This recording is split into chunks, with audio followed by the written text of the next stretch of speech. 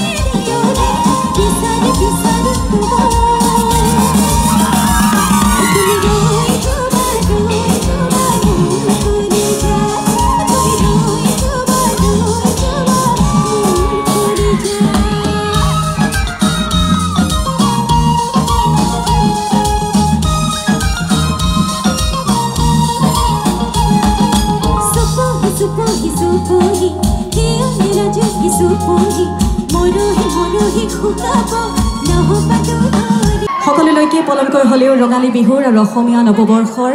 বহুত বহুত মৰম আৰু শুভেচ্ছা জ্ঞাপন কৰিছোঁ আৰু এই সুন্দৰ মঞ্চখনত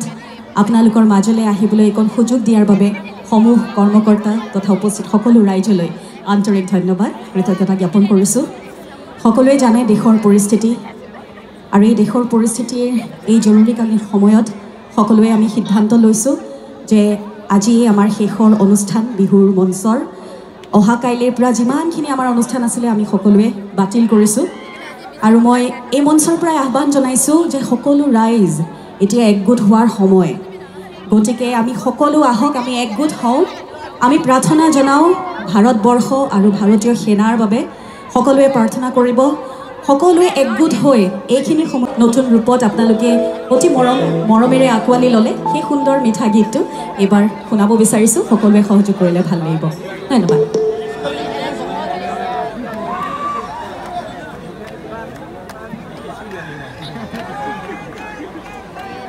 সকলোৱে গাবনে অকণমান লগত একেলগে সকলোৱে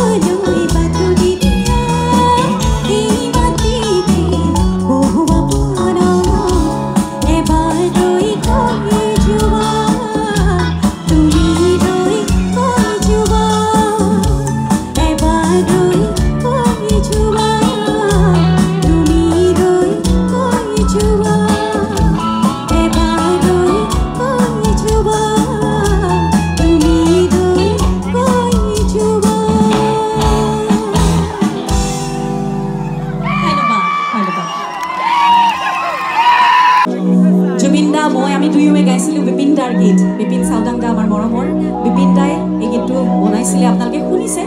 সহযোগ কৰিলে খুব ভাল লাগিব সকলোৱে ধন্যবাদ